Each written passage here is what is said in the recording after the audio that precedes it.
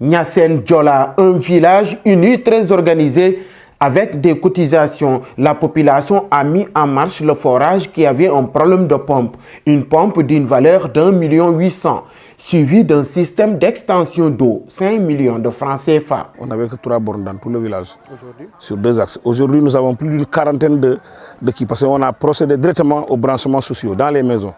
Donc, actuellement, il reste très peu de ménages qui n'ont pas de robinet dans leur maison. Et Inch'Allah Rabbi, à la fin de la cérémonie qui nous réunit aujourd'hui, nous voudrions terminer le reste pour que maintenant, qu'on mette de côté le problème de l'eau et attaquer un autre problème. Autre charme de ce village, le lotissement. Nous sommes engagés.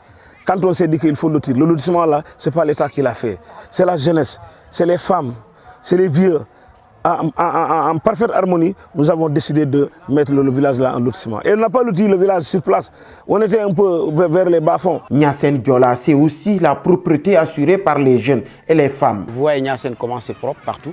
Ça, c'est juste un objectif que nous, jeunes de Niassène, nous sommes fixés. Et bien avant nous-mêmes, les générations qui nous ont précédés ont débuté cette campagne-là de nettoyage. Donc nous ne faisons que suivre, n'est-ce pas, le chemin qui a été tracé par nos anciens. Après avoir investi dans l'éducation et l'eau, le village réclame l'érection de la case de santé en poste de santé. On a pensé faire des démarches au niveau du ministère de la Santé et de l'Action sociale pour essayer d'orienter une sage-femme au moins et une infirmière ou bien un infirmier au niveau de Niassène Diola. Une dizaine de villages de la localité fréquentent la case de santé de Niassène Diola. Les populations attendent avec impatience l'érection de cette case de santé en poste de santé pour une meilleure prise en charge sanitaire de ces populations.